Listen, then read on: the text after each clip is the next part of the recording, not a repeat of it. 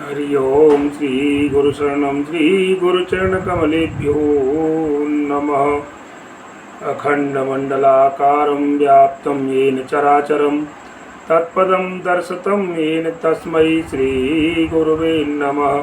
श्री गुरुशरणं श्री गुरुचरणकमलेभ्यो नमः। सज्जनों, देखिए, ऐसा बताया गया है कि भाग्य में लिखा हुआ ही प्राप्त होता है। भाग्य में जो लिखा है वो हमें प्राप्त होगा, चाहे कोई हमें कितना भी दे दे, लेकिन उससे ज़्यादा हमें प्राप्त हो नहीं सकता। लेकिन एक तरफ रामचरितमानस में आता है कि कर्म प्रधान विश्व करेरा का, कि कर्म प्रधान है। लेकिन फिर भी मैं आपको एक प्रसंग के माध्यम से बताना चाहता हूँ कि नारद जी ने दो अंधा अंधी थे, दोनों पति पत्नी, उनको ये वर दिया था, लेकिन फिर भी उनके भाग्य में क्या निकला। तो मेरा कहने का आज कि भाग्य में हमें लिखा हुआ ही प्राप्त होता है, सीधी सी बात है। तो देखिए, एक समय की बात है कि नारद जी जो है इस मृत्यु लोक में जो है सैर करने के लिए चले गए।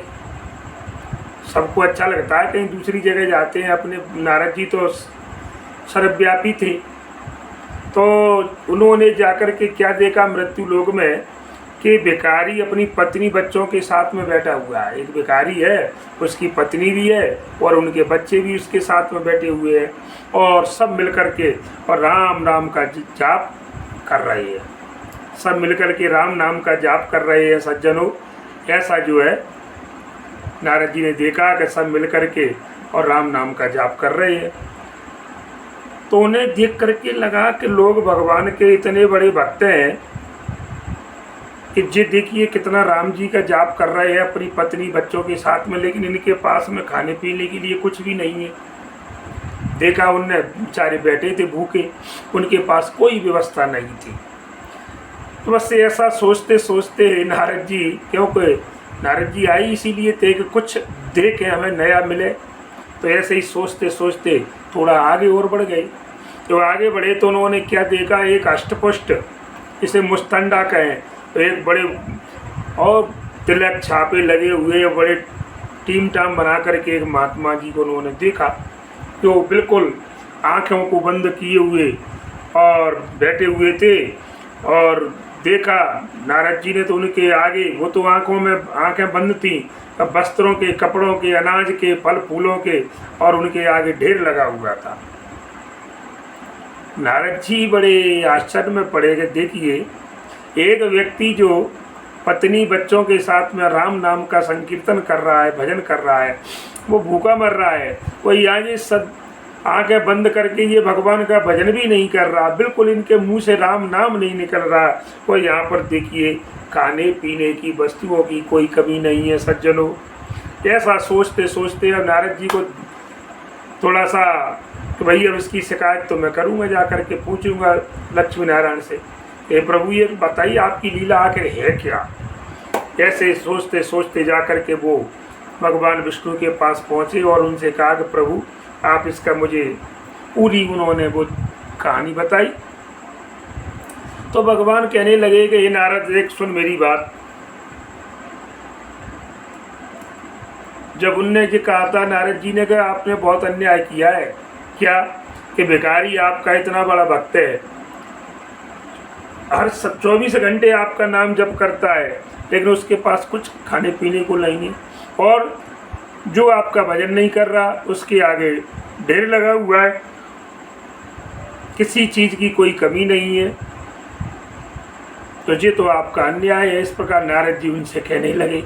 तो देखिए भगवान श्री हरि ने क्या जवाब दिया कि हे नारद सुन, कि देखिए जो महात्मा तुम देख करके आए हो कि कुछ नहीं कर रहे,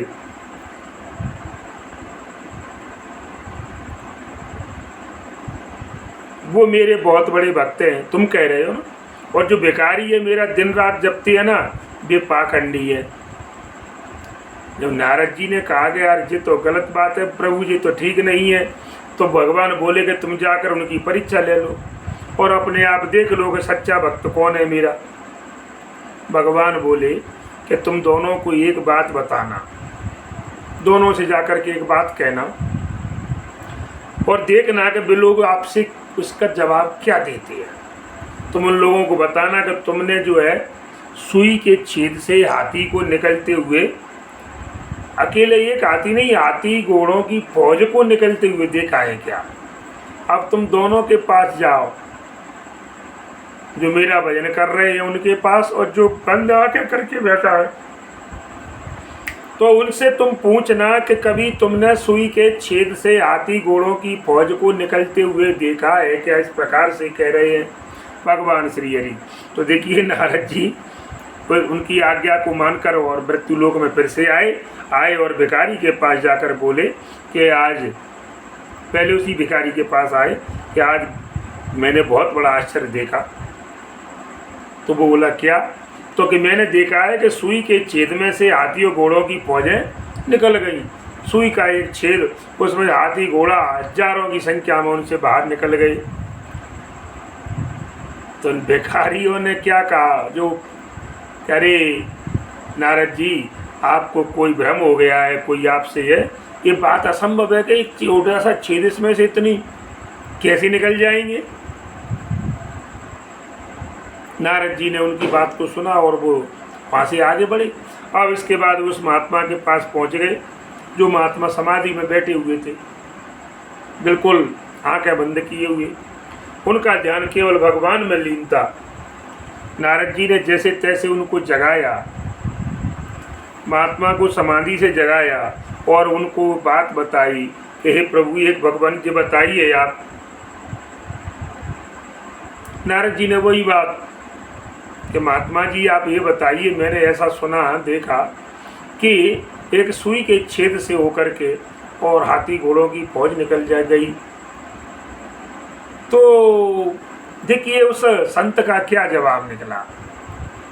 वो बोले देखिए इसमें आपको आश्चर्य करने की जरूरत नहीं है, क्योंकि अगर भगवान चाहे तो हाथी घोड़ों की फौज क्या, अगर सुमेरु पर्वत को भी वो सुई के छेद से जो है पार कर सकते हैं। ये सब प्रभु की इच्छा के ऊपर निर्भर। तब नारद जी महात्मा की बात को सुना और वे समझ गए कि वास्तव में सच्चा भक्त है, क्योंकि इसके सामने जो वस्तुओं का ढेर लगा हुआ है उसको ये मालूम नहीं है कि वस्तु कौन दे गया, क्या रखी है, उसको पता ही नहीं है। वो तो अपने ध्यान में मस्त है, संसार में क्या हो रहा है, कौन क्या कर रहा है, दुनिया से कोई लेना देना नहीं। फिर भी नारद जी को संतुष्टि तो नहीं हुई। नारद जी पहुँचे भगवान के पास और बोले महाराज, चाहे भिखारी आपके भक्त हों या न हो, पर आप उनको कुछ दीजिए जिससे वे भूखे न रहें। ठीक है, मैंने देख लिया कि वो आपका भक्त नहीं है, बनावटी है, लेकिन ऐसा नहीं, वो गरीब भूखा है, लेकिन आप उनको कुछ दे तो, अरे आप तो सबको देने वाले हो, सबको जन्म देने वाले आप, पालन पोषण करने वाले आप, तो ये भूखे कैसे। तो भगवान ने नारद जी को समझाया, देख भाई सब कर्म का विधान है, लेकिन जिसके भाग्य में जितना है वही मिलेगा, भाग्य में कुछ भी नहीं है इसके में। मैंने देखा कि इनके भाग्य में कुछ नहीं है, ये इसी प्रकार रहेंगे। तो नारद जी नहीं माने, हट पड़ गए। तो भगवान बोले ठीक है, जाओ मैं तीनों को एक एक बार देता हूँ और उनसे कह देना कि क्या चाहिए। नारद जी गए और वहाँ पहुँचे, उनके पास, तीनों के पास उनका लड़का, पुत्र, पत्नी और खुद उनके जो है, तो उनसे कहा कि भैया तुम तीनों एक एक वरदान ले लो। भगवान ने कहा है और जो चाहो वही मिल जाए, तुम चाहोगे वो मिल जाएगा। सबसे पहले भिखारी की स्त्री ने वर मांगा। क्या कहा उस स्त्री ने कि देखिए हे नारद जी, मैं 16 वर्ष की सुंदर जवान हो जाऊं और स्वर्गलोक को चली जाऊं। नारद जी ने कहा तथास्तु, जाओ, हो गया, क्योंकि वो भगवान का वरदान था। तो 16 वर्ष की, और नारद जी के सामने भगवान का विमान आया स्वर्गलोक से और उसको जो है बिठा करके ले गया 16 साल की युवावस्था में। जब भिखारी ने देखा कि उसकी स्त्री चली गई तो उसने उससे कहा कि भैया वरदान मांगो। तो उसके पति ने क्या वरदान मांगा भिखारी ने कि भैया मेरी पत्नी वापस आ जाए। तो नारद जी को बड़ी हंसी आई और उन्होंने पर उनके लड़के से कहा कि चलो ठीक है, इनने तो मटिया मैदान कर दिया कि गई और लौट के आई जैसी कि तैसे, लेकिन अगर इनका पुत्र होशियार होगा तो इनके भाग्य में कुछ है तो ये पुत्र अच्छा वरदान मांग लेगा। उसके लड़के से कहा तो भैया बेटा तुम मांगो, क्या तुम्हारा आखिरी भर और बचा है, इनका तो हो गया दोनों का। तो लड़का बोला बाबा इसमें सोचने की क्या बात है, हैं? अरे हम जैसे है तैसे ही हो जाए बस, और हमें कुछ नहीं चाहिए, कुछ नहीं, हम तो जैसे थे वैसे ही हुए है। ये सुन करके जो है नारद जी अपने महाराज महाते को पकड़ करके और जो है बैठ गए कि देखिए प्रभु तेरी लीला कितनी विचित्र है, सब कुछ देने आए लेकिन क्योंकि, तो इसीलिए तो कहा गया कि जब इसमें नहीं है को न काऊ सुख दुख कर दाता, निज कृत कर्म भोग सब भ्राता। कोई किसी के सुख दुख का साथी, और तभी तो कहा कि कर्म प्रधान विश्व कर राखा, और जो जस करे सो तस फल चाखा। नारद जी ने कहा कि बिल्कुल सत्य है, कर्म ही प्रधान है। वो महात्मा भगवान का भजन आत्मिक हृदय से कर रहा था, बनावटी नहीं था, उसको सांसारिक चीज़ों से कोई मोह माया नहीं थी। और ये सब ये अपने संसार में जीना चाहती है, इनको संसार से मोह है। तो सज्जनों इस जो कथा है, जो नारद जी का जो प्रसंग है, ये इन्होंने जो अंधा अंधी थे उनको इस प्रकार से जो है वरदान भी दिया, लेकिन वो उसका सदुपयोग नहीं कर पाए। तो कुल मिला करके मैं एक ही बात कहना चाहता हूँ सज्जनों कि भाग्य में लिखा हुआ ही मिलता है, इससे ज़्यादा नहीं मिलेगा। सत्कर्म करिए, सदमार्ग पर चलिए, और मेहनत करने से भाग्य में परिवर्तन हो सकता है। विधाता की बनी हुई लिखी हुई लकीरों को अगर हम मेहनत रूपी जो पसीना है उससे उस लकीर को धो सकते हैं और मेहनत से हम उसको थोड़ा बदल सकते हैं, लेकिन बैठे आलस्य में, क्योंकि आलस्य मनुष्य का सबसे बड़ा शत्रु है। आलस्य ही मनुष्याणाम महान रिपु, आलस्य मनुष्य का सबसे बड़ा दुश्मन है।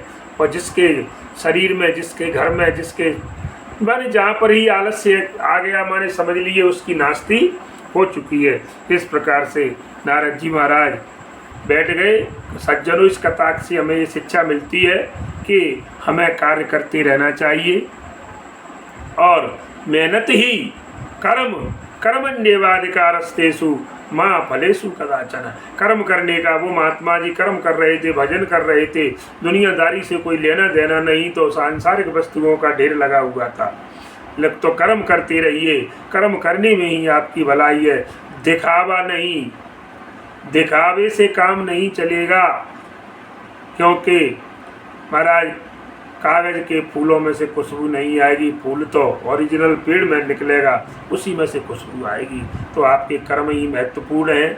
इसलिए सज्जनों बार बार मेरा यही अनुरोध है सबसे कि कर्म प्रमुख है, भाग्य में लिखा हुआ आपको अवश्य मिलेगा, इसमें कोई दूसरी बात नहीं है। बोलो जय श्री राम, जय हनुमान। सज्जनों